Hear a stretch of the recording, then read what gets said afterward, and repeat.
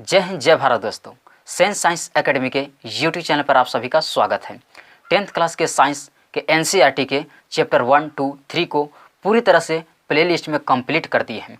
इसी तरह से चैप्टर 4 को भी 2 पार्ट में पूरी तरह से कंप्लीट करेंगे, क्योंकि प्रत्येक चैप्टर का 2 पार्ट है। तो चलिए शुरुआत करते हैं। चलिए, तो चैप्टर 4 है कि कार्बन एवं इसके यौगिक, जिसे इंग्लिश में कहते हैं कार्बन एंड इट्स कंपाउंड्स, मतलब होता है कि कार्बन एवं इसके यौगिक। तो कार्बन एवं यौगिक के बारे में जानने से पहले आप लोग को कुछ बेसिक चीज़ बताना चाहते हैं। जैसे में सबसे पहले हम बताना चाहते हैं कि कार्बन का संकेत क्या होता है, कार्बन के परमाणु भार क्या होता है, कार्बन की वैलेंसी कितना होता है, उसकी संयोजकता यानी कि क्या होता है, और उसका इलेक्ट्रॉनिक विन्यास क्या होता है। इसके बारे में जान लेते हैं, फिर इसके बाद जानेंगे इसके सभी टॉपिक के बारे में। तो चलिए तो यहाँ पर हम दिखा दिए हैं सब कार्बन के बारे में। सबसे पहले पहला पॉइंट है कि कार्बन का संकेत C होता है, यानी कि कार्बन का हम लोग C के द्वारा सूचित करते हैं। दूसरा पॉइंट है कि कार्बन का परमाणु संख्या 6 होता है, याद रखिएगा। यानी कि परमाणु संख्या जब आप काउंट करते जाइएगा, hydrogen, helium, lithium, beryllium, boron, carbon, तो आपके 6 पर मिलेगा। तो याद रखिएगा कि कार्बन का परमाणु संख्या 6 होता है।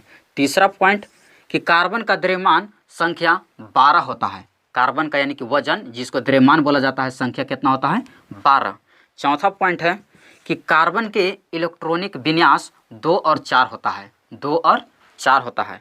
पांचवा पॉइंट है कि कार्बन की संयोजकता 4 होती है। तो इस तरह से याद रखिएगा, यानी कि वैलेंसी, कोई पूछेगा यदि आपसे कि कार्बन की संयोजकता यानी कि वैलेंसी कितना होता है, तो 4 होता है। तो इस तरह से सब कार्बन के बेसिक चीज़ था कि कार्बन का संकेत यानी कि C होता है, जिसको हम लोग C द्वारा सूचित करते हैं। कार्बन का परमाणु संख्या 6 होता है, कार्बन का द्रव्यमान संख्या 12 होता है, और कार्बन के इलेक्ट्रॉनिक विन्यास 2 और 4 होता है। कार्बन की संयोजकता 4 होती है। तो इस तरह से कार्बन के बारे में आप लोग बेसिक चीज़ याद रखिएगा। चलिए अब आगे देखते हैं, कार्बन के मेन टॉपिकों को बारे में समझते हैं। तो चलिए आप इसका स्क्रीनशॉट ले लीजिए। चलिए, तो पहला टॉपिक है कि कार्बनिक यौगिक क्या है, जिस इंग्लिश में कहते हैं ऑर्गेनिक कंपाउंड्स। तो चलिए इसका हम डिफिनेशन लिखते हैं कि कार्बनिक यौगिक क्या है से। चलिए, तो यहाँ पर हम डिफिनेशन लिख दिए हैं कि कार्बन से बने हुए यौगिकों को कार्बनिक यौगिक कहते हैं। फिर से सुन लीजिए कि कार्बन से बने हुए यौगिकों को कार्बनिक यौगिक कहते हैं। यानी कि कोई भी यौगिक में यदि कार्बन C लगा हुआ है तो समझ जाए कि कार्बनिक यौगिक है। जैसे CO2, वो भी एक कार्बनिक यौगिक है। CH4 मीथेन गैस, ये भी एक कार्बनिक यौगिक है। यानी कि किसी भी यौगिक यानी कि कंपाउंड में यदि C लगा हुआ है यानी कि कार्बन, तो समझ जाए कोई कार्बनिक यौगिक है। जैसे में एग्जाम्पल में यहाँ पर देख लेते हैं कि एग्जाम्पल नंबर, जैसे मान लीजिए कि यहाँ पर लिखते हैं कि CH4 मीथेन गैस है, जो कि यौगिक है।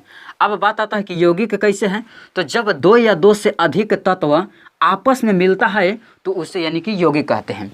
यौगिक किससे कहते हैं, तो जब 2 या 2 से अधिक तत्व एक निश्चित अनुपात के संयोग से मिलता है तो इसे यौगिक कहते हैं।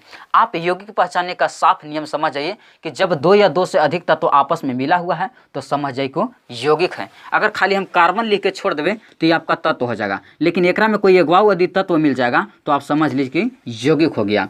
तो यही बोला कि कार्बन से बने हुए यौगिकों को कार्बनिक यौगिक कहते हैं। तो देखिए, तो यहाँ पर CH4 बना है, जो कि मीथेन गैस है, जो कि कार्बन लगा है। आप यहाँ पर जैसे मान लीजिए कि और ले सकते हैं, C2H6 ले सकते हैं, जो कि ईथेन है। फिर इसी तरह से मान लीजिए कि C3H मान लीजिए कि 8 ले लिए। इसी तरह से मान लीजिए कि C6H मान लीजिए कि 6। इस तरह से आपको पता चल जाएगा कि आखिर कैसे बदल रहा है। हम तो लिख दे रहे हैं कि CH4, C2H6, C3, आखिर ये बन कैसे रहा है। तो आप इसके बारे में विस्तार से बनाने के लिए सभी को जानिएगा, अकबकाना नहीं है कि किस तरह से बन रहा है, कि हम कैसे जानें कि इसके बाद यानी कि CH4 था तो यहाँ C2 लगा तो H6 हो गया, C3 है तो H8 हो गया, C6 है तो H6 हो गया। आखिर बनने का नियम कैसे है, तो आपको सब यानी कि हड़बड़ाना नहीं है, सब बनाने का नियम आपको बताएंगे। तो सिर्फ आप खाली अभी इतना याद रखिए कि जब कार्बन से बनता है यौगिक तो उसे कहते हैं हम लोग कार्बनिक यौगिक। इसी तरह से ETC और लगा के छोड़ देते हैं। चलिए, तो आई होप दैट कि आप समझ गए होंगे कि कार्बनिक यौगिक किसे कहते हैं। तो फिर से याद रखिएगा कि कार्बन से बने हुए यौगिकों को कार्बनिक यौगिक कहते हैं। तो चलिए आप इसका स्क्रीनशॉट ले लीजिए। चलिए अगला टॉपिक है कि सहसंयोजन आबंध, जिस इंग्लिश में कहते हैं कोवैलेंट बॉन्ड। कोवैलेंट बॉन्ड में होता है सहसंयोजन आबंध। तो चलिए इसका डिफिनेशन जानते हैं कि क्या होता है इसे। चलिए तो इसका डिफिनेशन लिख दिए हैं सहसंयोजन आबंध का, कि इलेक्ट्रॉनों के आदान प्रदान के फलस्वरूप 2 परमाणुओं के बीच बने बंध को संयोजन आबंध कहते हैं तथा इस प्रकार निर्मित यौगिकों को सहसंयोजिक यौगिक कहते हैं। नहीं समझे? आइए इसको एग्जाम्पल के माध्यम से समझाते हैं। जैसे एग्जाम्पल नंबर मान लीजिए कि 1 कि जैसे ऑक्सीजन O2 का हम इलेक्ट्रॉनिक बिंदु संरचना करते हैं। O2 का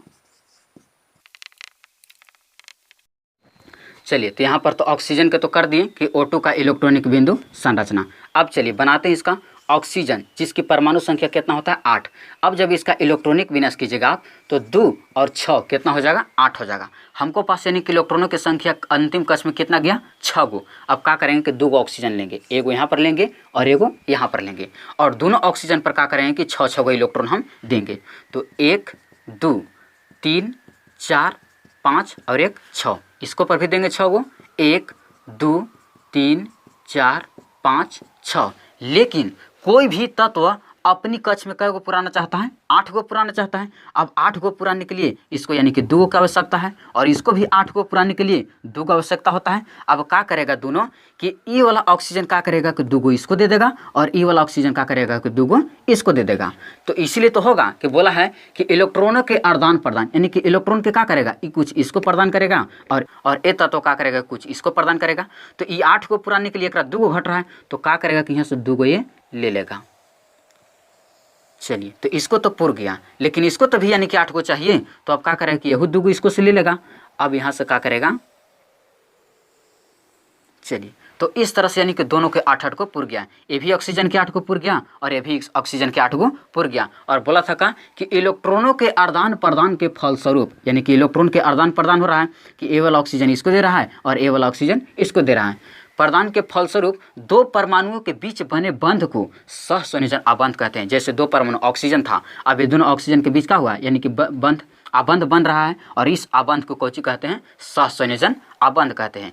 तो नीचे और क्लियर इसको दिखा दीजिए कि ऑक्सीजन के बीच यानी कि कितना इलेक्ट्रॉनों के आदान प्रदान होता है 2 गो यानी कि ए वाला ऑक्सीजन इसको 2 गो दे रहा है और ए वाला इलेक्ट्रॉन इसको दे रहा है। तो दोनों के इस तरह से बने हुए यौगिकों के और क्या कहते हैं और बोला था कि तथा इस प्रकार निर्मित यौगिकों को सहसंयोजिक यौगिक कहते हैं। और इस प्रकार जो यौगिक बना जो O2 इस तरह के यौगिक को क्या कहते हैं सहसंयोजिक यौगिक कहते हैं। तो आई होप दैट कि आप समझ गए होंगे कि सहसंयोजक आबंध क्या होता है कि इलेक्ट्रॉनों के आदान प्रदान के फलस्वरूप 2 परमाणुओं के बीच बने यहाँ पर देखिए 2 गो परमाणु था और दोनों के बीच जो बंध बन रहा था यानी कि 2 गो दोनों आबंध के बीच बने बंध को सहसंयोजन आबंध कहते हैं तथा इस प्रकार निर्मित यौगिकों को सहसंयोजक यौगिक कहते हैं। तो आप इसका स्क्रीनशॉट ले लीजिए और कुछ एग्जाम्पल आप लोग इसी तरह से बना कर दिखा रहे हैं। चलिए तो दूसरा एग्जाम्पल ये है N2 अणु का इलेक्ट्रॉनिक बिंदु संरचना करते हैं।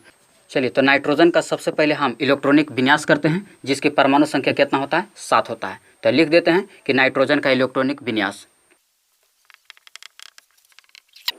चलिए तो लिख दिए कि नाइट्रोजन अणु का इलेक्ट्रॉनिक विन्यास। और जब इलेक्ट्रॉनिक विन्यास कीजिएगा तो हमको पास इलेक्ट्रॉनों की संख्या कितना है 7 गो। तो पहला कक्ष में तो यानी कि 2 गो भरेगा और बचा 5 गो तो अगला कक्ष में भर जाएगा। तो चलिए यहाँ पर अब हम नाइट्रोजन लेते हैं तो N ले लिए 2 गो नाइट्रोजन था तो और एगो यहाँ पर नाइट्रोजन लेते हैं। हमको पास अंतिम कक्ष में क्या गो है 5 गो। तो यानी कि दोनों नाइट्रोजन पर कितना कितना रहेगा 5 गो। तो 5 को दे देते हैं 1 2 3 4 और 1 5 को दे दिए। इसको पर भी 5 को देंगे 1 2 3 4 और 1 5 गो। और ये दोनों क्या करेगा कि 8 गो पुराना चाहेगा। अब इसको पास 5 गो है और इसको पास भी 5 गो है। अब ये भी 8 गो पुराएगा और ये भी 8 गो पुराएगा। तो 8 गो पुराने के लिए इसको तो 3 गो तो घट रहा है। तो क्या करेगा कि ई नाइट्रोजन से 3 गो लेगा और ई नाइट्रोजन से ई 3 गो लेगा। तो चलिए दोनों में यानी कि 3 गो के बांटते हैं। चलिए तो ये तो 3 गो ले लिया। अब इसी तरह से 3 गो यहू लेगा। तो चलिए यहू कर से 3 गो दे देते हैं। तो दोनों यानी कि अणु ने क्या किया यानी कि दोनों नाइट्रोजन ने यानी कि ये भी 3 गो लिया और ये भी 3 गो लिया। तो इसलिए यानी कि नाइट्रोजन के बीच कितना अबंध पाया अब यानी कि 3 गो पाया। यानी कि जय गो इलेक्ट्रॉनों का आदान प्रदान होगा वही यानी कि इसका बॉन्ड बना। तो नाइट्रोजन के बीच यानी कि कितना बॉन्ड बनता है 3 गो। ये सब याद रखिएगा। एग्जाम में पूछ सकता है कि ऑक्सीजन के बीच कितना यानी कि इलेक्ट्रॉनों का बॉन्ड बनता है, नाइट्रोजन का बीच कितना बनता है। तो ये सब याद रखिएगा। तो नाइट्रोजन के बीच कितना बना 3 गो हुआ। तो चलिए आप इसका स्क्रीनशॉट लीजिए और एक आपको एग्जाम्पल देखते हैं। चलिए तो तीसरा उदाहरण लिया है एग्जाम्पल नंबर कि क्लोरीन अणु का इलेक्ट्रॉनिक बिंदु संरचना। आइए क्लोरीन का करके दिखाते हैं। तो सबसे पहले लिखते हैं कि क्लोरीन जिसकी परमाणु संख्या कितना होता है 17। अब इसका पहले इलेक्ट्रॉनिक विन्यास कर लेते हैं। चलिए तो लिख दिए कि क्लोरीन जिसकी परमाणु संख्या 17 होता है का इलेक्ट्रॉनिक विन्यास। तो जब इलेक्ट्रॉनिक विन्यास कीजिएगा तो देखिए तो हमको पास इलेक्ट्रॉनों की संख्या कितना है 17। तो पहला कक्ष में तो यानी कि 2 आ जाएगा, फिर दूसरा कक्ष में 8 गो भरता है, 8 2 10 गो हुआ हमको पास, यानी कि बच गया 7 गो। तो 7 गो तीसरा कक्ष में चला जाएगा। चलिए अब इसका इलेक्ट्रॉनिक विन्यास का, चलिए अब इसका यानी कि बिंदु संरचना कहते हैं। तो क्लोरीन हमको पास कै गो है 2 गो। तो क्लोरीन एगो यहाँ पर ले लेते हैं और एगो क्लोरीन यहाँ पर लेते हैं। अंतिम कक्ष में कै गो इलेक्ट्रॉन है 7 गो। तो सब पर पहले 7 को दे देते हैं, 1 2 3 4 5 6 और एक 7 गो। इसको पास भी 7 गो दे देते हैं, 1 2 3 4 5 6 और एक 7 गो। तो इस तरह से यानी कि दोनों क्लोरीन के का किए कि हम 7 गो दे दिए। लेकिन कोई भी तत्व अपनी अंतिम कक्ष में 8 गो पुराना चाहता है। अब 8 गो पुराने के लिए इसको एगो की आवश्यकता होगा। तो क्या करेगा कि ई क्लोरीन से एगो ले लेगा। चलिए तो यहाँ से एगो इसको दे देते हैं।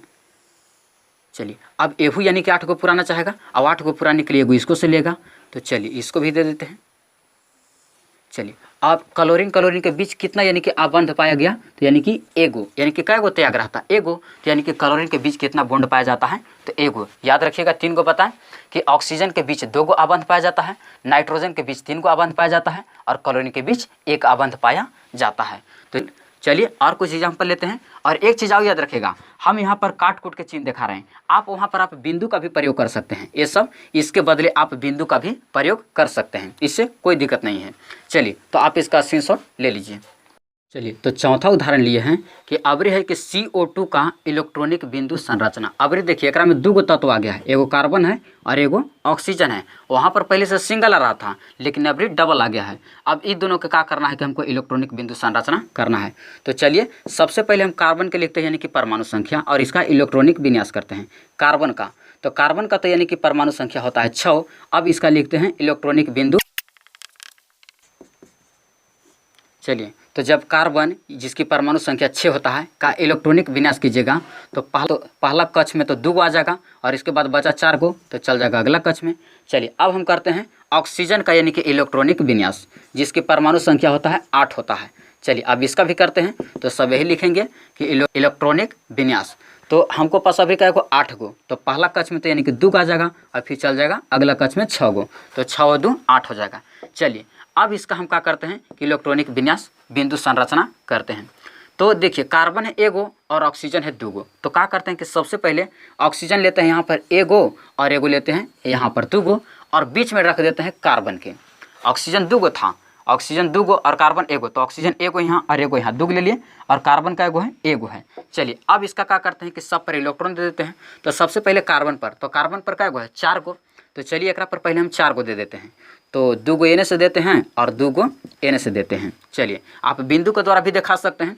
अब देखिए ऑक्सीजन पर कै गो है 6 गो। तो चलिए दोनों ऑक्सीजन पर पहले 6 गो दे देते हैं। तो एनू से दे देते हैं यानी कि 1 2 3 4 5 और एक 6 गो। एनू से दे देते हैं 6 गो, इस पर भी 6 गो दे देते हैं 1 2 3 4 5 और एक 6।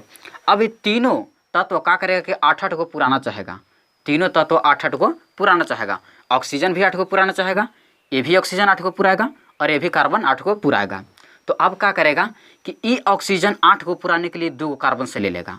चलिए एने से तो ये 2 गो ले लिया, चलिए इसको तो पुर गया। अब ये भी ऑक्सीजन को पुराने के लिए 8 गो चाहिए। अब ये भी ऑक्सीजन क्या करेगा कि 2 गो ले लेगा इसे कार्बन से। चलिए दोनों ऑक्सीजन तो पूरा लिया लेकिन कार्बन तो भी पुराना चाहेगा। अब जय गो दिया है तय गो नहीं लेगा। कार्बन इसको 2 गो दिया और कार्बन इसको 2 गो दिया। अब क्या करेगा कि कार्बन दोनों ऑक्सीजन से 2 गो लेगा, ये भी ऑक्सीजन से 2 गो लेगा और ये भी ऑक्सीजन से 2 गो लेगा। तो चलिए दोनों कर से लेते हैं 2 गो। चलिए तो इस तरह से कार्बन के भी 8 गो पुर गया, 4 गो यहाँ से और 2 6 और 2 8 गो। तो ऑक्सीजन का भी 8 गो हो गया, ये भी ऑक्सीजन का 8 गो हो गया और ये कार्बन के भी 8 गो हो गया। तो देखिए तो क्या क्या आदान प्रदान हो रहा है। तो ऑक्सीजन और कार्बन से दूगो हो रहा है और एहू कर से क्या ले रहा है, दूगो। तो इस तरह से नहीं कि ऑक्सीजन से लिया कार्बन भी दूगो और कार्बन एकरो से दूगो लिया, ए ऑक्सीजन लिया एकरो से दूगो और ए कार्बन लिया एकरो से दूगो। तो यानी कि CO2 के बीच कितने अबंध बन रहा है, तो दो दो बन रहा है। तो इस तरह से यानी कि इलेक्ट्रॉनिक बिंदु संरचना किया जाता है। आई होप दैट कि आप समझ गए होंगे। चलिए आप इसका स्क्रीनशॉट ले लीजिए। और कुछ देते हैं, एक आध और देखते हैं।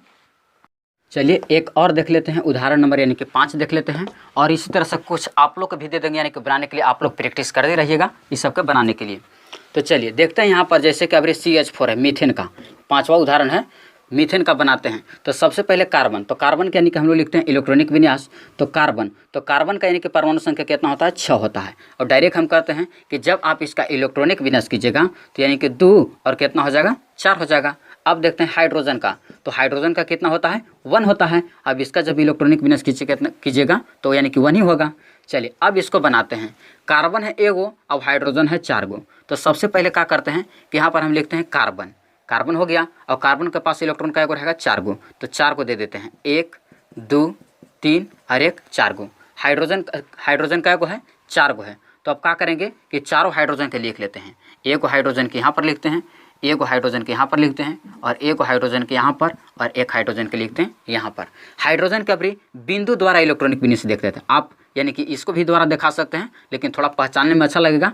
और क्या गो है, यानी कि हाइड्रोजन 4 गो, अब हाइड्रोजन के पास क्या गो, एक गो, तो एक गो दे देते हैं। इसको पर भी एगो दे देते हैं, और इसको पर भी एगो दे देते हैं, और इसको पर भी, और इसको पर भी। आप इसी काट कूट के भी इसको भी द्वारा दिखा सकते हैं, लेकिन पहचानने में थोड़ा आसानी होगा।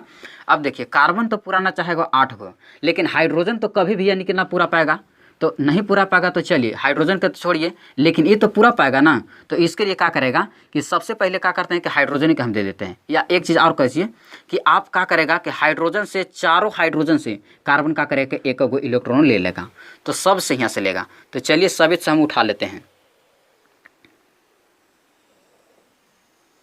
चलिए तो कार्बन के तो 8 गो पुर गया, 4 गो यहाँ से, 1 2 3 4, और 4 गो यहाँ से। हाइड्रोजन से भी 4 गो और कार्बन से भी 4 गो, तो चारों को तो पुर गया। लेकिन अब हाइड्रोजन दिया क्या गो है, ये हाइड्रोजन दिया है एगो, तो एगो हाइड्रोजन दिया है, तो क्या करेगा कि एगो हाइड्रोजन इसको से ले लेगा। चलिए ये क्या गो दिया है, ये भी एगो दिया है, तो ये भी एगो ले लेगा इसको से। और ये क्या गो दिया है, ये भी एगो दिया है, तो ये भी ले लेगा। और ये भी एगो दिया है, तो ये भी एगो ले लेगा। और इस तरह से नहीं कि हाइड्रोजन और कार्बन के बीच बनेगा। तो यहाँ पर यानी कि क्या गो बन रहा है, तो चलिए यहाँ पर दिखा देते हैं। चलिए तो यहाँ पर देखिए तो कि हाइड्रोजन और कार्बन के बीच क्या गो बॉन्ड बन रहा है। तो एक गो यानी कि कार्बन एगो हाइड्रोजन से ले रहा है, एगो कार्बन ले रहा है, और एगो ही दे रहा है। चलिए तो इस तरह से यानी कि बनाया जाता है। तो आई होप दैट कि आप समझ गए होंगे कि यानी कि इलेक्ट्रॉनिक बिंदु संरचना कैसे किया जाता है। तो एक हम और बना कर दिखा देते हैं आप लोग के, क्योंकि उसको एग्जाम में कई बार पूछ दिया है, और फिर आप लोग को होमवर्क के रूप में देते, उसको आप यानी कि प्रैक्टिस कर रहिएगा। तो चलिए आप इसका स्क्रीनशॉट ले लीजिए। चलिए अगला है 6 उदाहरण कि सल्फर 8 का इलेक्ट्रॉनिक बिंदु संरचना कीजिए। और ये सवाल के एग्जाम में कई बार पूछ दिया है। तो सबसे पहले कि सल्फर का परमाणु संख्या 16 होता है। जब आप इलेक्ट्रॉनिक विन्यास कीजिएगा तो 2 8 10, 10 और 6 16 हो जाएगा। तो चलिए इलेक्ट्रॉनिक बिंदु से तो कर दिए, इसको 2 तरह से बनाया जा सकता है। और सबसे आसान होगा कि आप एग्जाम में यही वाला बना के आ जाइएगा, सबसे आसान कि आप यही वाला बना के आ जाइएगा। तो सबसे पहले यानी कि सल्फर 8 गो था, तो हम कहा कि सल्फर यहाँ पर 8 गो बना दिए हैं, 1 2 3 4 5 6 7 8। और यानी कि इसके अंतिम कक्ष में इलेक्ट्रॉन का एगो है 6 गो, तो सब पर हम कहा कि 6 बूंदा दे दिए हैं। आप शुरू में भी बोले थे कि आप यानी कि काट कूट के भी द्वारा दिखा सकते हैं। तो सबसे आसान लगा बिंदु के द्वारा। अब यहाँ पर तो हम बना कर दिखा दें। अब चलिए यानी कि घेरा लो भी बना के आप लोग को दिखा देते हैं। तो देखिए इसको 8 को पूरा निकले क्या करेगा कि एगो एकरा से, जैसे जैसे ही देख रहे हैं वैसे लेना है कि एगो एकरा से लेगा और एगो एकरा से लेगा। तो चलिए दोनों कर से हम ले रहे हैं, इसको पर से भी और इसको पर से भी।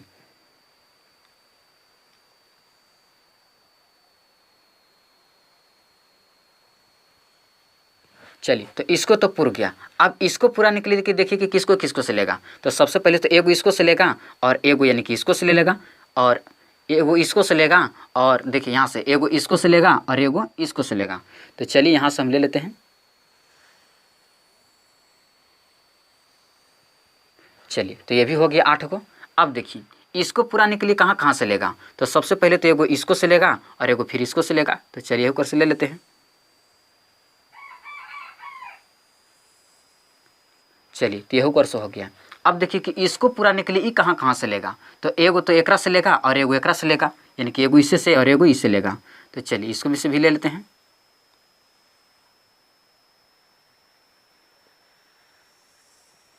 चलिए इसको तो हो गया। अब देखिए कि ई पुराने के लिए किसको किसको से लेगा। तो सबसे पहले कि ई पुराने के लिए एगो इसको से लेगा और एगो इसको से लेगा, एगो इसको से लेगा और एगो इसको से लेगा। तो चलिए यहाँ पर दे देते हैं।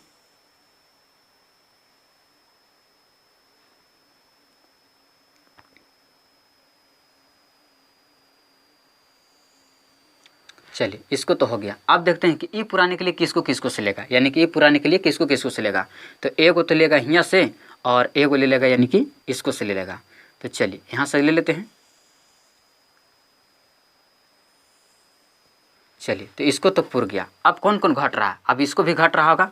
तो ई किसको किसको से लेगा, यानी कि जो बीच में है ये जो अकौठी है, ई किसको किसको से लेगा। तो एगो इसको से लेगा और एगो इसको से लेगा। तो दोनों में से एक को ले लेते हैं।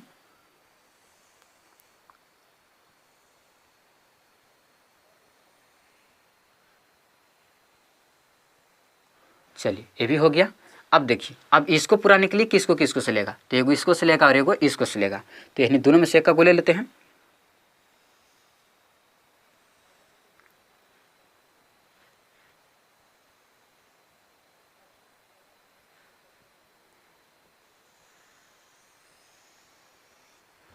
चलिए तो इस तरह से यानी कि हमको यानी कि सल्फर S8 का यानी कि इलेक्ट्रॉनिक बिंदु संरचना हो गया। तो इस तरह से यानी कि आपको एग्जाम में बना के आने पड़ेगा। यानी कि सबको तो 8 को पुर गया, इसको भी 8 को पुर गया, इसको भी 8 को और इसको भी 8 को, सबके यानी कि 8 को पुर गया। तो सबसे आसान होगा कि आप ये वाला एग्जाम में बना के आ जाइएगा।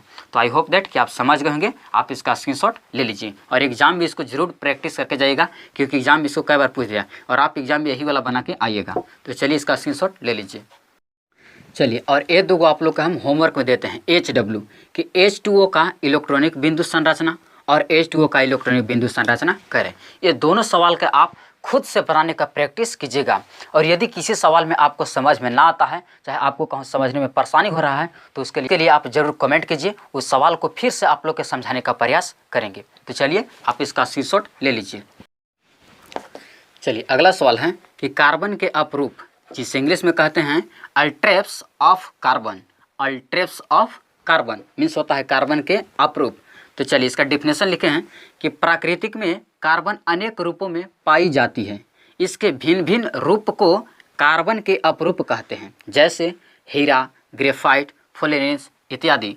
फ्लोरेंस इत्यादि यानी कि प्राकृतिक में जितने भी कार्बन हैं अनेक रूप में पाई जाती हैं और इस भिन्न भिन्न रूपों को कार्बन के अपरूप कहते हैं।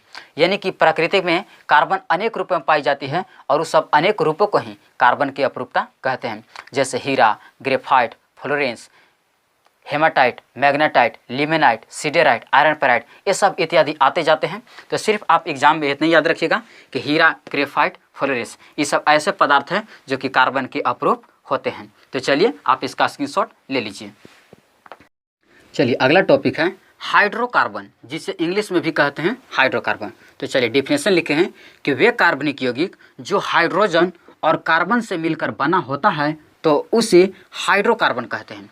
यानी कि वैसे यौगिक जो हाइड्रोजन और कार्बन से मिलकर बना होता है उसे हाइड्रोकार्बन कहते हैं। सिर्फ हाइड्रोजन और कार्बन होना चाहिए, दो के सिवा यानी कि तीसरा नहीं आना चाहिए। जैसे में मान लीजिए कि यहाँ पर हम लेते हैं CH4, एक में हाइड्रोजन है और कार्बन है जो कि आपका हाइड्रोकार्बन है। तो सिर्फ यानी कि ऐसा यौगिक लेना है। और याद रखिएगा कि हाइड्रोकार्बन मुख्यतः दो प्रकार का होता है। हाइड्रोकार्बन मुख्यतः दो प्रकार का होता है, पहला संतृप्त हाइड्रोकार्बन और दूसरा असंतृप्त हाइड्रोकार्बन। तो याद रखिएगा एग्जाम में पूछ देता है ऑब्जेक्टिव में कि हाइड्रोकार्बन मुख्यतः कितने प्रकार का होता है। तो हाइड्रोकार्बन मुख्यतः दो प्रकार का होता है, पहला संतृप्त हाइड्रोकार्बन और दूसरा होता है असंतृप्त हाइड्रोकार्बन। तो चलिए दोनों के बारी बारी से जानते हैं कि संतृप्त हाइड्रोकार्बन क्या होता है और असंतृप्त हाइड्रोकार्बन क्या होता है। से आप पहले इतना का स्क्रीनशॉट लीजिए। चलिए अगला सवाल है संतृप्त हाइड्रोकार्बन, जो यहाँ पर दिखाया भी कि हाइड्रोकार्बन दो प्रकार का होता है, पहला संतृप्त हाइड्रोकार्बन और दूसरा असंतृप्त हाइड्रोकार्बन। तो सबसे पहले जानते हैं संतृप्त हाइड्रोकार्बन के। तो लिखे हैं वे हाइड्रोकार्बन जिसमें कार्बन परमाणु की चारों संयोजकताएं, कार्बन परमाणु की यानी कि कार्बन की संयोजकता कितना होता है, 4 होता है, चारों संयोजकताएं एकल बंध द्वारा घिरा हुआ रहता है, तो उसे संतृप्त हाइड्रोकार्बन कहते हैं।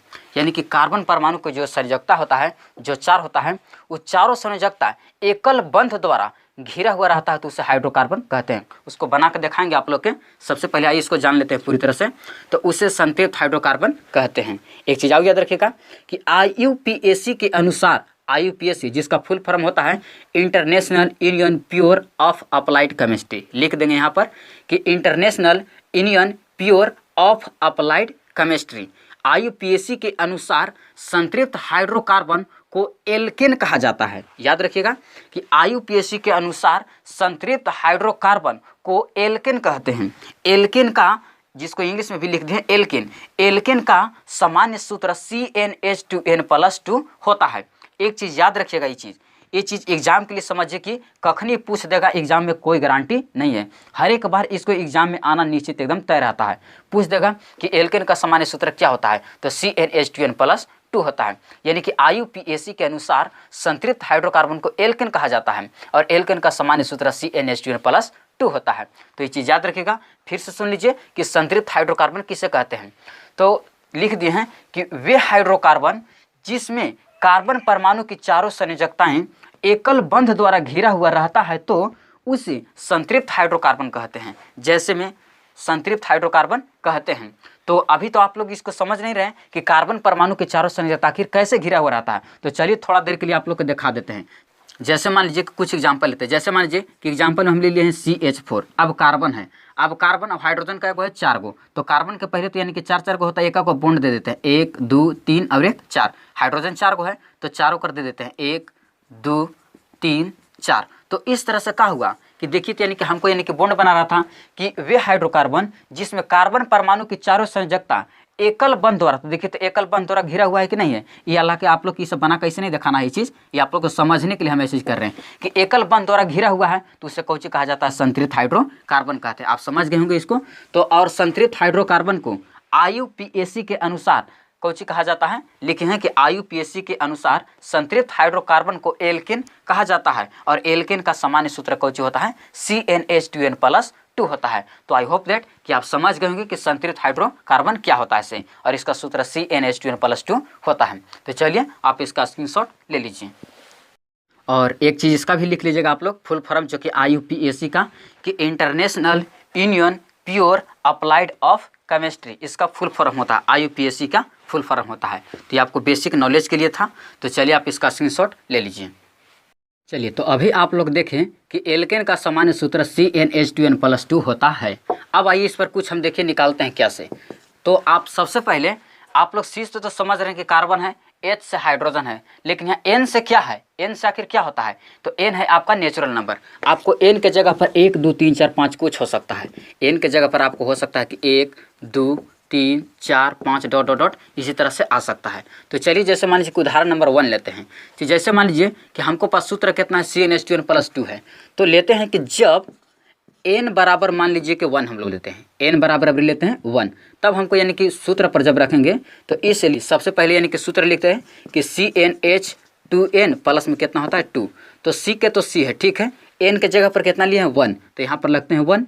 अब चलिए हाइड्रोजन, तो हाइड्रोजन का जस के तस रहेगा, H2 तो यहाँ पर तो 2 तो जस का तस रहेगा। अब n के जगह पर कितना लिए हैं 1, तो 1 लिख देते हैं और प्लस में कितना है 2।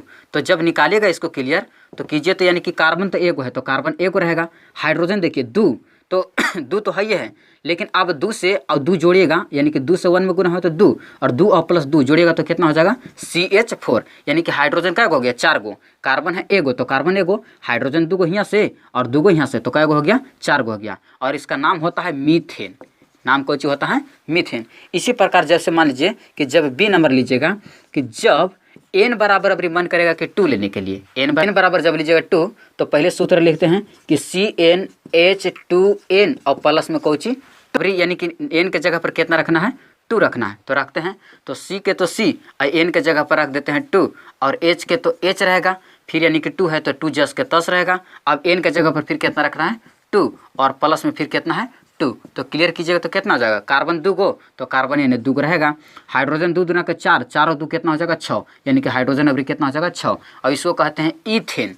ईथेन इसी तरह से मान लीजिए कि जब आप लीजिएगा C बराबर, मान लीजिए कि जब मन करेगा कि जब N बराबर, अब ले लेते हैं कितना 3, तो जब सूत्र पर रखिएगा CnH2n और प्लस में 2, तो C अब क्या हुआ है 3 गो कार्बन। अब हाइड्रोजन यानी कि 2 के तो 2 लिख देते हैं, अब इंटू में N के जगह पर कितना रखना है 3, तो 3 रख दिए और प्लस में 2 के 2, तो कार्बन तो यहाँ पर तो 3 को रहेगा। चलिए हाइड्रोजन क्या हुआ, तो 3 दूना के 6, 6 तो कितना हो गया 8, इसको कहते हैं प्रोपेन। तो इस तरह से आप बढ़ते जाइएगा। आप पहले इतना समझ लीजिएगा, फिर इसके बारे में आप डिटेल से सब पढ़िएगा इसके बारे में आगे चल के। तो इतना पहले आप लोग को समझना जरूरी था कि एल्केन का सामान्य सूत्र CnH2n+2 होता है। जब आप n बराबर यानी कि 1 रखिएगा तो आपको यानी कि सब सूत्र पर बैठाएगा तो मिलेगा CH4, जिसको कहते हैं मीथेन। जब n बराबर रखिएगा 2, तो जब सूत्र पर रखिएगा n के जगह पर यानी कि 2, तो आपको मिलेगा C2H6, जिसका सूत्र जिसको कहते हैं इथेन कहते हैं। और जब n बराबर लीजिएगा 3, तो सूत्र पर रखिएगा 3 रख के, तो आपको मिलेगा यानी कि C3H8, जिसको कहते हैं प्रोपेन। ये सब आगे डिटेल से आपको मिलेगा। तो इतना सबसे पहले आप इसको स्क्रीनशॉट कीजिए। इसी तरह से यानी कि संतृप्त के बारे में पूरी तरह से समाप्त कर दिए। चलिए अब देखते हैं यानी कि असंतृप्त के बारे में। चलिए तो दूसरा उठा लिए यहाँ पर असंतृप्त हाइड्रोकार्बन। पहला बता दिए थे पूरी तरह से। तो देखिए असंतृप्त हाइड्रोकार्बन में है कि वे हाइड्रोकार्बन जिसमें द्विबंध या त्रिबंध पाया जाता है तो उसे असंतृप्त हाइड्रोकार्बन कहते हैं। देखिए वहाँ पर था कि वे हाइड्रोकार्बन जिसमें सिंगल बॉन्ड पाया जाता है तो उसे यानी कि एल्किन कहते हैं। और यहाँ पर आ जाता है कि असंतृप्त हाइड्रोकार्बन में कि वे हाइड्रोकार्बन जिसमें द्विबंध या त्रिबंध पाया जाता है तो उसे असंतृप्त हाइड्रोकार्बन, यानी कि इसमें डबल बॉन्ड और ट्रिपल बॉन्ड पाया जाता है तो उसे असंतृप्त हाइड्रोकार्बन कहते हैं। और यहाँ पर लिख दिए हैं कि IUPAC के अनुसार असंतृप्त हाइड्रोकार्बन 2 प्रकार के होता है, पहला एल्किन और दूसरा होता है एल्काइन। लेकिन संतृप्त हाइड्रोकार्बन वाला में सिर्फ एक होता है एल्किन, जिसका सामान्य सूत्र CnH2n2 होता है। और लेकिन असंतृप्त हाइड्रोकार्बन के 2 प्रकार होता है, पहला एल्किन और दूसरा कौन होता है एल्काइन। अब यही दोनों का बारी बारी से जानेंगे कि एल्किन क्या होता है और एल्काइन क्या होता है से। तो सबसे पहले आप याद रखिएगा कि संतृप्त हाइड्रोकार्बन में कि वे हाइड्रोकार्बन जिसके कार्बन परमाणु की चारों संयोजकताएं एकल बंध द्वारा घिरा हुआ रहता है उसे संतृप्त हाइड्रोकार्बन कहते हैं। और IUPAC के अनुसार संतृप्त हाइड्रोकार्बन को एल्केन कहते हैं, जिसका सामान्य सूत्र CnH2n+2 होता है। और दूसरा क्या है असंतृप्त हाइड्रोकार्बन, तो वे हाइड्रोकार्बन जिसमें डबल बॉन्ड या ट्रिपल बॉन्ड पाया जाता है तो उसे असंतृप्त हाइड्रोकार्बन कहते हैं। और IUPAC के अनुसार असंतृप्त हाइड्रोकार्बन को 2 प्रकार होता है, पहला एल्किन और दूसरा होता है एल्काइन। तो चलिए अब दोनों का बारी बारी से जानते हैं कि एल्किन क्या होता है और एल्काइन क्या होता है से। तो आप इसका स्क्रीनशॉट लीजिए। चलिए तो यहाँ पर उठा लिए हैं एल्किन के बारे में कि वे असंतृप्त हाइड्रोकार्बन जिसमें द्वि आबंध या इसको आप डबल आबंध भी कह सकते हैं, डबल आबंध पाया जाता है तो उसे एल्किन कहते हैं। वे असंतृप्त हाइड्रोकार्बन जिसमें डबल आबंध पाया जाता है तो उसे एल्किन कहते हैं। और एल्किन का सामान्य सूत्र CnH2n होता है। एल्किन का सामान्य सूत्र CnH2n होता है। एल्किन का सामान्य सूत्र CnH2n+2 होता है। सिर्फ ओकरा में +2 था और एकरा में कि CnH2n होता है। तो लेकिन आप यहाँ पर ये बात नहीं समझ रहे हैं कि द्वि आबंध कैसे पाया जा रहा है और सिंगल आबंध कैसे पाया जा रहा है। तो इसके लिए आप हड़बड़ाइए नहीं, आपको मिलेगा आगे कि कैसे सिंगल आबंध पाया जाएगा, कैसे डबल आबंध पाया जाएगा और कैसे ट्रिपल आबंध पाया जाता है से। तो पहले आपको पीछे इस सब के बारे में पूरी तरह से समझ लेते हैं, तब आगे इसके बारे में विस्तार से जानेंगे। तो इतना याद रखिएगा कि एल्किन का सामान्य सूत्र CnH2n2 होता है। डबल आबंध बना के आप लोग को दिखाएंगे कि कैसे एल्किन में डबल आबंध बनता है से। और ना तो एक झलक यहाँ पर देख लीजिए कि जैसे मान लीजिए कि यहाँ पर हम लेते हैं कि C2H4 लेते हैं, जो आपको ये है एथिन है, एथिन। अब कैसे ये एथिन है से आपको मिल जाएगा कि कैसे बनता है इसे। तो देखिए इसमें डबल आबंध कैसे पाया जाएगा, कार्बन का गो है 2 गो, तो पहले हम कार्बन ले लेते हैं और ये दोनों कार्बन के बीच यानी कि डबल आबंध, यही डबल आबंध पाया जाता है। लेकिन वहाँ एल्किन में क्या था कि जैसे कि CH4 जब ले लेते हैं तो कार्बन था 1 गो, हाइड्रोजन था 4 गो, तो चारों कर से हम यानी कि लगा दे लेते इस तरह से हाइड्रोजन हाइड्रोजन हाइड्रोजन, तो एकल यानी कि सिंगल आबंध पाया जा रहा था तो एल्किन में चला गया। लेकिन एल्किन में क्या है कि डबल आबंध पाया जाता है। अब हाइड्रोजन देखिए तो क्या गो है 4 गो, तो पहले दे देते हैं 4 गो, 1 2 2 गो इस पर और 2 गो इस पर, तो यहू कर से हाइड्रोजन और यहू कर से हाइड्रोजन और यहू कर से हाइड्रोजन और इस तरह से हाइड्रोजन। तो इस तरह से यानी कि डबल आबंध पाया जाता है। ये हो गया एल्किन के लिए और ये हो गया एल्किन के लिए कि एल्किन वाला में सिंगल आबंध पाया जा रहा था और एल्किन वाला में डबल आबंध। इसके बारे में आप विस्तार से जानेगा। ये थोड़ा सा आप लोग की एक झलक देखा है, आप लोग नहीं समझ रहे थे क्या कि बॉन्ड अबंध कैसे यानी कि सिंगल बंध और डबल अबंध पाया जा रहा था से। तो चलिए इसको अभी हम हटाते हैं और इसके बारे में अभी समझते हैं।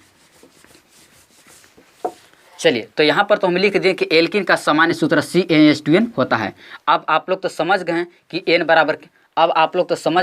बराबर क्या होता है। n बराबर 1 2 3 4 ऐसे डॉट डॉट आता है। तो चलिए अब देखते हैं रख रख यानी कि सूत्र पर कि जब ए नंबर देखिए कि जब n बराबर मान लीजिए कि 1 हम लोग लेते हैं, n बराबर 1 तो हमको यानी कि फिर सूत्र पर रखेंगे तो क्या मिलेगा, CnH2n के सूत्र पर रखेंगे तो C के तो C रहेगा, n के जगह पर कितना रखना है 1 तो 1 रख दिए। चलिए हाइड्रोजन जस के तस, हाइड्रोजन के बगल में कितना है 2 और फिर n है, n के जगह पर कितना 1 तो कार्बन एगो है तो कार्बन एगो तो रहेगा। हाइड्रोजन 2 से 1 में गुना कीजिएगा तो कितना हो जाएगा CH2 हो जाएगा। इसको कहते हैं मेथिन, इसको कौन सी कहते हैं मेथिन। नाम भी आप पकड़ लीजिएगा कि कैसे होता है मेथिन, कैसे होता है मीथेन से। जब दूसरा देखिए कि दूसरा मान लीजिए कि लेते हैं कि जब n बराबर मान लीजिए कि 2 लेते हैं, n बराबर 2 तो अब जब सूत्र पर रखिएगा CnH2n पर रखिएगा तो इन्हें क्या मिलेगा, कार्बन तो एगो और n के जगह पर कितना रखना है 2 तो 2 तो रख दिए। अब हाइड्रोजन के हाइड्रोजन, अब 2 के फिर यहाँ 2, अब n के जगह पर कितना रखेंगे 2 तो 2 रख दिए। चलिए इंटू में, तो अब कार्बन 2 है तो कार्बन तो 2 लिख दिए। चलिए अब हाइड्रोजन 2 गुना के गुना होगा तो 4 को, तो हाइड्रोजन कितना लिख देते 4। अभी इसको और अभी इसी को मैंने आप लोग को बॉन्ड बना के दिखाए थे C2H4 का। तो और इसका नाम हम देख लेते हैं, इसका नाम होता है यानी हो जाता है आप लोग के एथीन। तो इस तरह से आपने देखा कि यानी कि आप लगा के बनाया जाता है। एक और देख लेते हैं कि जब कि हम लोग n बराबर लेते हैं, अभी मान लीजिए कि कितना n बराबर 3 तो जब n बराबर 3 लीजिएगा तो सूत्र पर रखिएगा तो यानी कि CnH2n पर रखिएगा तो C के C, n के जगह पर रख दिए 3, अब He वाला 2 जस के तस रहेगा, n के जगह पर अभी कितना रखना है 3। तो कार्बन तो यानी कि 3 को रहेगा, ठीक है। हाइड्रोजन 3 दुना के 6 गो, अभी कितना हो जाएगा 6 गो हो जाएगा। हाइड्रोजन कै गो होगा 6 गो और एक नाम हो जाएगा आप लोग के प्रोपीन। तो इस तरह से यानी कि एल्किन के बनाया जाता है। तो आई होप दैट कि आप समझ गए होंगे इसके बारे में। तो आप इतना के सबसे पहले स्क्रीनशॉट ले लीजिए और इसके बाद यानी कि दूसरा देखते हैं एल्काइन के बारे में। तो चलिए आप इसका स्क्रीनशॉट कीजिए। चलिए तो तीसरा भी यहाँ पर चलिए तो यहाँ पर दूसरा भी उठा लिए हैं एल्काइन। तो वे असंतृप्त हाइड्रोकार्बन जिसमें ट्रिपल अबंध पाया जाता है तो उसे एल्काइन कहते हैं। यानी कि वैसे असंतृप्त हाइड्रोकार्बन जिसमें यानी कि ट्रिपल अबंध पाया जाता है तो उसे असंतृप्त हाइड्रोकार्बन कहते हैं। जैसे में चलिए और यहाँ पर और लिखे हैं कि एल्काइन का सामान्य सूत्र CnH2n-2 होता है। फिर से सुन लीजिए, एल्काइन का सामान्य सूत्र CnH2n-2 होता है। तीनों में डिफरेंट क्या क्या है इसे फिर से सुन लीजिए कि एल्किन का सामान्य सूत्र CnH2n+2 होता है, एल्किन का सामान्य सूत्र CnH2n होता है और एल्काइन का सामान्य सूत्र CnH2n-2 होता है। सुन लीजिए कि CnH2n+2 यह है एल्किन का, दूसरा कि CnH2n यह है एल्किन का और तीसरा है कि CnH2n-2 यह है एल्काइन का। तो वे असंतृप्त हाइड्रोकार्बन जिसमें अब्री कौची पाया जाता है ट्रिपल अबंध पाया जाता है। कौची पाया जाता है ट्रिपल अबंध। तो इस तरह से यानी कि ये हुआ एल्केन के ए और ये हुआ एल्किन के और ये हुआ एल्काइन के। तो इस तरह से तीनों याद रखेगा कि एल्केन का सामान्य सूत्र CnH2n+2 होता है, एल्किन का सामान्य सूत्र CnH2n होता है और एल्काइन का सामान्य सूत्र CnH2n-2 होता है। एग्जाम में एकदम आना एकदम फिक्स, एकदम 100% एकदम समझिए कि तय है इसको। तो इसलिए तीनों को याद रखिएगा कि एल्केन का सामान्य सूत्र फिर से सुनिए CnH2n+2 होता है, एल्किन का सामान्य सूत्र CnH2n होता है और एल्किन का सामान्य सूत्र CnH2n-2 होता है। तो आई होप दैट कि आप तीनों के आप समझ गए होंगे। चलिए तो फिर समझिए कि एल्काइन के वे असंतृप्त हाइड्रोकार्बन जिसमें ट्रिपल या त्रिबंध अबंध पाया जाता है तो उसे एल्काइन कहते हैं और एल्काइन का सामान्य सूत्र CnH2n-2 होता है। तो चलिए अब यहाँ पर भी कुछ बना के दिखा देते हैं आप लोग के। तो n बराबर तो सभी कोई समझ गए हैं कि 1 2 3 4 आता है। तो चलिए पहला लेते हैं कि जब n बराबर मान लेते हैं कितना 1 तो सूत्र पर रखेंगे कि CnH2n-2 पर तो हमको बनेगा कौन कार्बन, तो कार्बन तो लिख दी n के जगह पर कितना है 1 तो n लिख दिए। अब हाइड्रोजन तो हाइड्रोजन H2 के जस के तस, फिर n है तो n के जगह पर कितना रहेगा 1। चलिए ठीक है। अब माइनस में कितना है 2 है तो चलिए 2 लिख दिए। अब कार्बन के तो कार्बन 2 से 1 में गुना होगा तो 2, और 2 में से 2 चल गया तो बचा कुछ नहीं, तो यानी कि सिर्फ खाली बचेगा आपको CH। और ये देखिए, इसको से आप अबंध नहीं बना सकते हैं, आपको आगे सब मिल जाएगा, पूरा डिटेल से पता चल जाएगा। इसको अभी आप लोग सिर्फ अभी आप लोग इतने समझिए कि इसको से जब बनाए आप लोग C की जगह पर, यानी कि N के जगह पर जब रखें कितना 1, तो यानी हमको बचा कितना CH, और इसको कहते हैं मिथाइन। एक नाम कौन सी है? मिथाइन। चलिए दूसरा देख लेते हैं कि B बराबर कि जब कि N बराबर अब लेते हैं कितना 2, तो 2 जब लीजिएगा तो यहाँ पर यानी कि CnH2n और -2 पर बैठाइएगा, तो C के C N के जगह पर कितना लेना 2, तो यहाँ पर 2 ले लेते हैं। अब हाइड्रोजन कितना है 2, अब N के जगह पर कितना लेंगे 2, तो यहाँ पर 2 हो जाएगा, और माइनस कितना 2, तो देखिए N हमको मिलेगा कौन चीज C2, तो ठीक है 2 दूना के 4, और 4 में से 2 चल गया तो कितना बचेगा 2, यानी कि हाइड्रोजन अब क्या को बचा 2 गो, और इसको कहते हैं एथाइन, इथाइन भी कहते हैं इथाइन। तो इस तरह से यानी कि बनते जाता है, और भी आप बना सकते हैं। जब 3 लीजिएगा तो मिथाइन आया, फिर इथाइन, अब आ जाएगा propyne, butyne, pentyne, hexyne, heptyne, ऑक्टाइन, नोनाइन, डेकाइन आते जाता है। तो आई होप दैट कि आप समझ गए होंगे कि एल्केन क्या होता है, एल्किन क्या होता है, और एल्काइन क्या होता है। और तीनों चीज़ के आप लोग यानी कि फिर से हम समझा दे रहे हैं आप लोग के, सब मौखिक रूप में पूरी तरह समझिएगा। जब शुरू किए थे कि हाइड्रोकार्बन, तो हाइड्रोकार्बन वे कार्बनिक यौगिक जो हाइड्रोजन और कार्बन से मिलकर बना होता है उसे हाइड्रोकार्बन कहते हैं।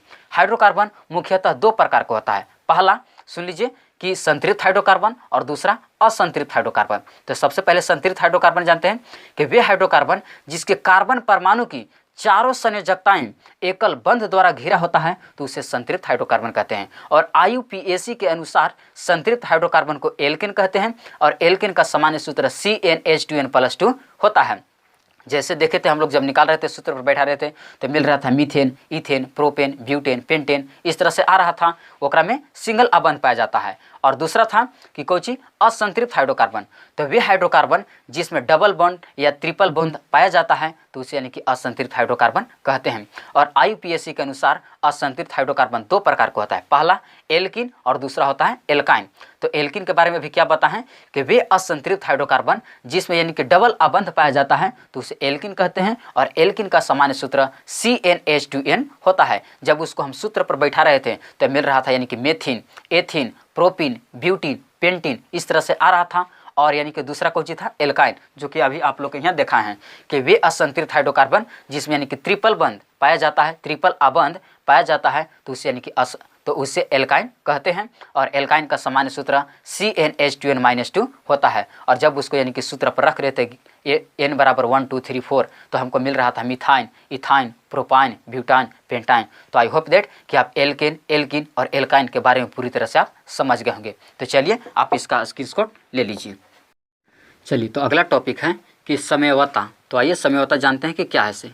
तो वे हाइड्रोकार्बन जिसकी अणुसूत्र समान परंतु संरचना सूत्र भिन्न भिन्न होता है तो उसे समयवता कहते हैं।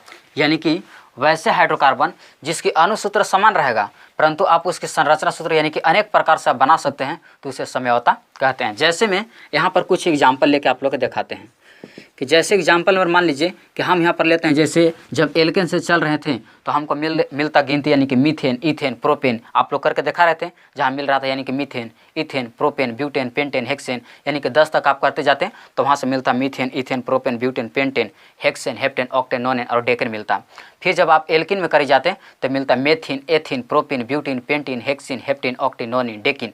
आपको जब नामकरण करेंगे सबके बारे में यानी कि एल्किन का नामकरण और एल्किन का नामकरण और एल्काइन का नामकरण सब के बारे में जब करेंगे तो आपको सब डाउट क्लियर हो जाएगा, वहाँ पर कुछ नहीं यानी कि आपको डाउट रहेगा।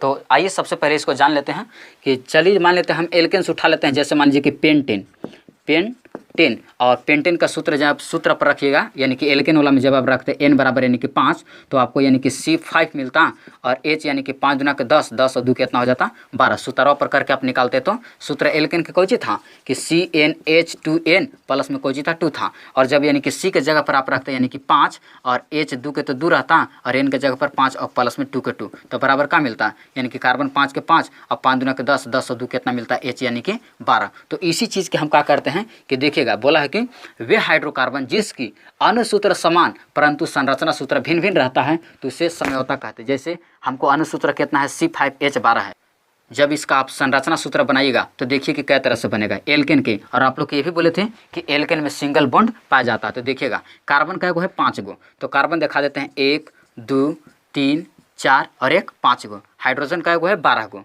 तो 12 गो दे देते हैं। तो 1 2 3 4 5 6 7 8 9 10 11 और एक 12 गो। सब पर हाइड्रोजन दे दीजिए 1 2 3 4 5 6 7 8 9 10 11 और एक 12। तो देखिए अभी तो एक संरचना सूत्र बना है कि C5H12 का, यानी कि पेंटेन को बनाए तो इस तरह से। तो अभी तो एक ही प्रकार हो सकता है। अब देखिए इसको इस तरह से भी बनाया जा सकता है कि अभी तो इस तरह से गया, इसको बोला जाता है आइसोपेंटेन। जब इस तरह से यानी कि सोझे बनाएगा तो इसको कहते हैं आइसोपेंटेन, PANTEN। और जब इसी को जब नीचे का बना देते हैं कि 1 2 3 4 और एक 5, 1 2 3 4 5 गो, 1 2 3 4 5 गो। तो अब हमको पास हाइड्रोजन का है 12 गो, तो देख देते हैं यानी कि 12 गो 1 2 3 4 5 6 7 8 9 10 11 और एक 12 गो। तो यहाँ पर देते हैं 1 2 3 4 5 6 7 8 9 10 11 और एक 12। तो देखिए अनुसूत्र समान था लेकिन संरचना सूत्र कौन हो गया, भिन्न भिन्न हो गया। या इसी को और इस तरह से बनाया जा सकता है, इसको तो अब हटा देते हैं।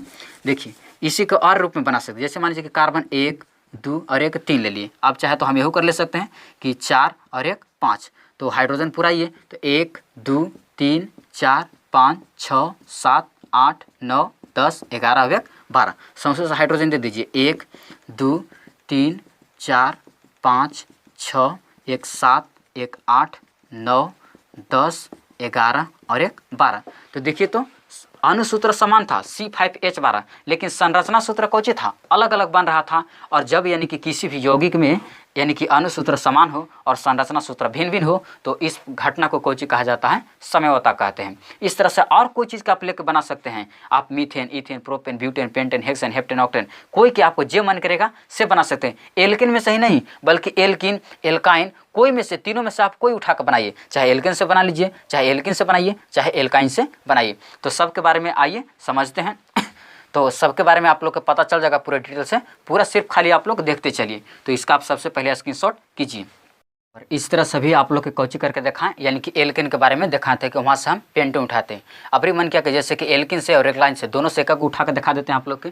जैसे मन करेगा कि एल्किन से जब उठाइएगा तो जैसे मान लीजिए कि हम उठा देते हैं अभी ब्यूटीन, एल्किन से उठाते हैं, एल्किन से उठाते हैं यहाँ से हम कोची ब्यूटीन पहला नंबर उठाता है कोची ब्यूटीन। और जब इसका यानी कि सूत्र रखिएगा, ब्यूटीन जाता है चौथा पर, और जब यानी कि एल्किन के सूत्र पर जाके यानी कि एन के जगह पर 4 रखिएगा तो आपको मिलेगा यानी कि C4 और 4 दूना के कोची हो जाएगा 8। यानी कि सूत्र कोची होता है, सूत्र होता था कि CnH2n और n के जगह पर अभी कितना रखना है 4। तो H के H और 2 के 2 और 4 यहाँ रखिएगा, n के जगह पर कितना 4। तो इसको फाइनल निकालिएगा तो C4 के 4 और 4 दूना के कितना हो जाएगा 8, यानी कि हाइड्रोजन का मिला 8 गो। तो इस तरह से हमको ब्यूटीन का सूत्र हो गया। अब ये क्या करेंगे कि इसके अनुसूत्र समान है। अब देखिए संरचना सूत्र कई प्रकार से बना सकते हैं। और ये भी याद रखना है कि एल्किन में डबल बॉन्ड लग रहा था, एल्किन में डबल बॉन्ड, एल्केन वाला में तो सिंगल बॉन्ड लग रहा था सब पर, यानी कि देखा रहा था कि आप लोग H एहू कर से H एहू कर से यानी कि सिंगल लग रहा था। अब एल्किन से बना कर दिखाते हैं। तो जैसे कि कार्बन है हमको पास का 4 गो है, तो कार्बन लेते हैं 4 गो, 1 2 3 और एक 4, वहाँ पर सिंगल। और अभी डबल बॉन्ड, तो पहले दे देते हैं कि डबल बॉन्ड लगा देते हैं। शुरुआत में ही डबल बॉन्ड लगता है, आप बीच में कहूँ भी लगा सकते हैं लेकिन डबल बॉन्ड होना चाहिए। अब बाकी यानी आप सिंगल लगा सकते हैं। जब एल्किन का जब स्टार्ट कीजिएगा तो आप डबल बॉन्ड कहूँ लगा दीजिए, चाहे यहाँ लगा दीजिए, चाहे यहाँ, चाहे यहाँ, लेकिन एगो डबल बॉन्ड होना चाहिए और बाकी सब सिंगल बॉन्ड। अब क्या कीजिए कि हाइड्रोजन का है 8 गो, तो 8 गो दीजिए। तो 1 2, अब एने से देखिए नहीं दे सकते हैं, क्यों? क्योंकि कार्बन के 4 गो होता है, तो 2 गो एने से कार्बन की संयोजकता 4 होता है, तो 2 गो एने से कार्बन के मिल गया है और 2 गो एने से दे दिए हैं। चलिए अब एने से भी देते हैं। देखिए कार्बन का हाइड्रोजन 2 गो दे दिए, 1 और 2। अब यहाँ से देखिए हाइड्रोजन के 1 गो एने से है, कार्बन के संयोजकता 2 गो एने से है और 1 गो एने से, तो एक पर घट कर रहा है, कै गो रहा है 1 गो। तो क्या करेंगे कि 1 गो ऊपर से दे देंगे। अब नीचे नहीं देंगे क्योंकि बेसी हो जाएगा, 4 गो होना चाहिए, 4 2 और 1 3, 3 और 1 4 गो। चलिए अब इसको देखिए तो 2 गो है, तो एक का गो चाहिए 2 गो, तो 1 गो एने से और 1 गो एने से दे देते हैं। एक पास 1 गो है तो एक 3 गो चाहिए, तो 1 2 और 1 3। तो देखिए तो यानी कि 8 गो हो गया। पहले दे देते हैं 1 2 3 4 5 6 7 और एक 8 गो पुर गया। तो इस तरह से यानी कि ब्यूटेन यानी कि एल्किन वाला से हमको मिला कि इस तरह से यानी कि सूत्र। और अभी जो आप लोग को बताए थे यानी कि इसको जो सोचे जाता है ओकरा आइसो कहते हैं, नहीं उसको याद रखिएगा कि उसको एन ब्यूटेन कहते हैं, और जो टेढ़े वाला जाता है ओकरा आइसो कहते हैं। याद रख लीजिएगा कि जो सोझे जाएगा इस तरह से ओकरा कहते हैं एन ब्यूटेन, और जो टेढ़े जाएगा टेढ़े मेढ़े उसको आप आइसो ब्यूटेन कहिएगा। तो उसको आप सुधार लीजिएगा पीछे वाला के। तो चलिए एगो तो बना के दिखा दिए, और इसी के बना के दिखाते हैं जैसे टेढ़े मेढ़े वाला के। ये कौन हुआ एन पेंटिन हुआ अथी एन ब्यूटेन, इसको कहते हैं एन ब्यूटेन ब्यूटेन। चलिए अब इसी के दिखा देते हैं। जैसे कि मान लीजिए कि एगो कार्बन यहाँ ले लेते हैं और डबल बॉन्ड लगा देते हैं, और एगो यहाँ दे देते हैं, और अबरी मन किया कि एगो यहाँ और एगो दे देते हैं यहाँ 4 गो।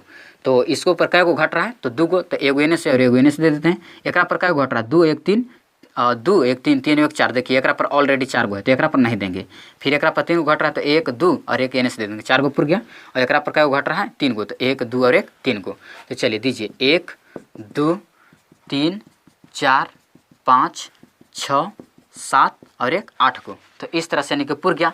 अनुसूत्र क्या था समान था, लेकिन संरचना सूत्र कौन चीज जा रहा है भिन्न भिन्न जा रहा है। और इस तरह से जो टेढ़े जाएगा ओकरा आइसो कहिएगा आइसो, और जो सोचे जाएगा ओकरा एन कहिएगा। तो यानी कि आइसो ही कोची हो जाएगा ब्यूटेन हो जाएगा आइसो ब्यूटेन। तो इस तरह से अभी कोची के बारे में देखा, एल्किन के दिखा दिए, और शुरुआत में कोची के दिखाए थे एल्किन के। चलिए एक और आप लोग को दिखा देते हैं एल्काइन से करके, एल्काइन से। तो चलिए आप इसका स्क्रीनशॉट कीजिए। चलिए तो तीसरा में आप लोग के करके दिखा देते हैं। जैसे कि अबरी मन किया कि जैसे एल्काइन से कुछ उठाना है तो चाहे तो हम उठा सकते हैं, जैसे मान लीजिए मिथाइन उठा सकते हैं, इथाइन उठा सकते हैं, प्रोपाइन उठा सकते हैं, ब्यूटाइन, पेंटाइन, हेक्साइन, हेप्टाइन, ऑक्टाइन, नोनाइन कुछ उठा सकते हैं। लेकिन एक बार कि जो आप मिथाइन है उससे नहीं बनेगा, क्योंकि उसका तो सूत्र CH होता है, अति CH होता है। अब CH से कै को बनेगा, नहीं बनेगा। तो यहाँ पर इसको भी उठा लेते हैं। जैसे मान लीजिए कि पेंटाइन उठा लेते हैं, पेंटाइन और पेंटाइन का सूत्र कौन हो जाएगा तो उसी पर रख लीजिए। यानी कि जब एल्काइन वाला जहाँ आप लोग का सूत्र बैठा थे वहाँ यानी कि इनके जगह पर 5 रखें। तो C सूत्र कौन होता है CnH2n माइनस कितना होता है 2 होता है, और n के जगह पर भी कितना रखना हमको 5। तो क्या कीजिएगा कि यहाँ C5 और H के तो H रहेगा, अब 2 के 2, n के जगह पर 5 और माइनस में 2 बनाइएगा तो C5 के 5 और 5 गुना के 10, 10 में से 2 जगह तो कितना बचेगा H 8 बचेगा। तो इस तरह से हमको कोई जो है पेंटाइन का सूत्र हुआ। तो पेंटाइन का सूत्र लिख देते हैं कि C5H कितना 8। अब इसी से यानी कि समझौता में दिखाते हैं, यानी कि बना के आप लोग के संरचना सूत्र। तो कार्बन का है 5 गो, तो पहले लिख लेते हैं कि 1 2 3 4 और एक 5। लेकिन एल्काइन वाला में कै गो बॉन्ड बोला है कि 3 गो, एल्केन वाला में 1 गो, और एल्किन वाला में 2 गो, और एल्काइन वाला में 3 गो। तो एल्केन और एल्किन के तो करके दिखा दिया आप लोग के। तो अब एल्काइन में 3 गो लगा देते हैं, तो 2 गो और 1 गो 3 गो। चलिए कहाँ भी लगा सकते हैं आप, चाहे बीच में लगा दीजिए, चाहे शुरुआत में, चाहे अंत में, कहूँ लगा दीजिए, लेकिन 3 गो बॉन्ड होना चाहिए तभी वो एल्काइन जाएगा। अब देखिए हाइड्रोजन का है 8 गो। अब देखिए तो ये कार्बन के कै गो घट रहा है, क्योंकि कार्बन 4 गो पुराना चाहता है, संयोजकता तो लास्ट में उसका 4 होता है। तो इसको 3 गो है और एगो 4 गो पुराने के लिए 1 गो घट रहा है तो 1 गो दे दिए। देखिए इसको कै गो है 3 गो एने से और 1 गो एने से, तो 4 गो है तो एकरा पर 1 गो नहीं देंगे। चलिए एकरा पर देखिए कि 1 गो एने से 1 गो एने से, तो 2 गो तो है तो 2 गो तो घट रहा है, तो 1 गो यहाँ से और 1 गो यहाँ से देते हैं। एकरो पर 1 गो एने से और 1 गो एने से, तो ये 2 गो घट रहा है, एकरो पर 3 गो घट रहा है। तो इस तरह से क्या करते हैं हाइड्रोजन 8 गो। तो अब दीजिए 1 2 3 4 5 6 7 और एक 8 गो। तो इस तरह से कोची हुआ पेंटाइन के भी पुर गया। और इस तरह के कोची कहते हैं एल्काइन वाला से है, एक कोची से एल्काइन से। तो जो सोझे रहता है ओकरा कोची कहते हैं एन। तो एकरा कोची कहिए एन पेंटेन कहिएगा, एन पेंटेन PANTEN। और जब इसी के जब आप तिरछा करके बना दीजिएगा, यानी कि टेढ़े करके, जैसे टेढ़े इन्हें करके दिखा देते हैं। जैसे कि कार्बन हमको पास कै गो है 5 गो, तो 1 2 3 गो पहले बॉन्ड दे देते हैं, 1 गो एने से कार्बन, 1 गो एने से, और फिर 1 गो मान लीजिए कि यहाँ से और 1 गो दे देते हैं यहाँ से। इसको कै गो घट रहा है 4 गो पुराने में 3 गो है तो 1 गो घट रहा है तो 1 गो एने से दे देते हैं। एकरा पर देखिए 3 और 1 4 गो तो है ये है, लेकिन एकरा पर 5 गो हो जा रहा है 3 गो एने से। और देखिए तो क्या करेंगे तो फिर यहाँ मोड़ने पर जाएगा, तो मोड़ने पर जाएगा तो क्या करते हैं कि इसको यहाँ से घुमा देते हैं। चलिए तो एने से हो गया, यानी कि 1 गो एने दे देते हैं और 1 गो एने दे देते हैं। 1 2 3 4 और 1 5 गो हो गया। तो चलिए एकरा पर कै गो 3 और 1 4 गो है, ठीक है। एकरा पर 3 और 1 4 गो, एकरा पर कै गो घट रहा है 2 गो, तो 1 गो एने से 1 गो एने से देते हैं, 1 गो एने से 1 गो एने से और 1 गो एने से और 1 गो एने से दे देते हैं। तो चलिए हाइड्रोजन 1 गो, फिर 2 गो 3 गो 4 गो 5 गो 6 गो, 7 गो और 8 गो। तो इस तरह से यानी कि हमारा कौची हो गया, इसका संरचना सूत्र हो गया। और जो टेढ़े जाता है ओकरा कौची कहते हैं, आइसो पेंटेन कहेंगे, PANTEN। तो इस तरह से आप लोग यानी कि एल्किन के और एल्काइन के समयवता के बारे में यानी कि पूरी तरह से करके दिखा दिए। आई होप दैट कि आप समयवता के बारे में आप समझ गए होंगे, जिसके अनुसूत्र समान रहता है परंतु संरचना सूत्र कौची होता है, भिन्न भिन्न होता है। तो उस तरह का हम लोग कौची कहते हैं, समयवता कहते हैं। तो चलिए आप इसका स्क्रीनशॉट ले लीजिए। चलिए अगला टॉपिक है समजातीय श्रेणी। इसको भी कई बार एग्जाम में पूछ दिया है, 2021 के मॉडल सेट में भी इसको सेट किया था समजातीय श्रेणी का। तो लिखे हैं कि वे कार्बनिक यौगिक जिनके अनुसूत्र में CH2 का अंतर पाया जाता है तो उसे समजातीय श्रेणी कहते हैं। यानी कि वे कार्बनिक यौगिक जिसके अनुसूत्र में CH2 का अंतर अगर पाया जाता है तो उसे समजातीय श्रेणी कहते हैं। जैसे में यहाँ एल्केन के समजातीय श्रेणी देख रहे हैं, आप एल्काइन के भी दिखा सकते हैं और एल्केन के भी दिखा सकते हैं। तो चलिए हम यहाँ पर एल्केन के दिखाते हैं आप लोग के। जैसे मान लीजिए कि यहाँ पर लेते हैं CH4, ये तो मीथेन है जो कि कार्बन एगो है और H का एगो है 4 गो मीथेन। अब मीथेन के बाद फिर जब कार्बन एक यानी कि N के जगह पर 1 लिए थे तब नहीं इस तरह से गया।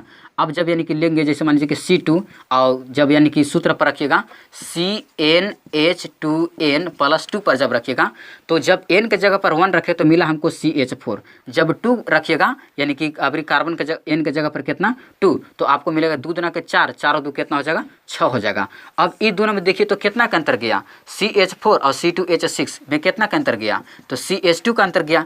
इसी तरह से अगर मान लीजिए कि हम उठा लेते हैं कि अभी मान लीजिए कि C4, तो जब यानी कि कार्बन यानी कि हम 4 उठा हैं N के जगह पर यानी कि 4, तो हाइड्रोजन अभी कितना मिलता, तो 4 से 2 गुना करके 4 से कोची करेंगे 2 में गुना कर देंगे और क्या करेंगे 2 जोड़ देंगे।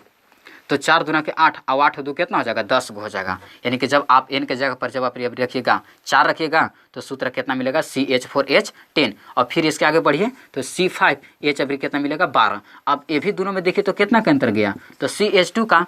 तो यही लिखा हुआ है कि वे कार्बनिक यौगिक जिनके अनुसूत्र में CH2 का अंतर पाया जाता है तो उसे समजातीय श्रेणी कहते हैं। देखिए अनुसूत्र था और इस अनुसूत्र में CH2 का अंतर पाया जा रहा है और ये भी CH2 में CH2 का अंतर पाया जाता है। तो इस तरह के कोची कहा जाता है, समजातीय श्रेणी कहते हैं। ये तो हम एल्केन में करके दिखाएं, आप एल्केन में भी करके दिखा सकते हैं और एल्काइन में भी करके दिखा सकते हैं। तो इस तरह से यानी कि हमारा समजातीय श्रेणी खत्म हुआ और इसको याद रखिएगा, एग्जाम में आप लोग के पूछ सकता है, इसको कोई गारंटी नहीं है। तो चलिए आप इसका स्क्रीनशॉट कीजिए।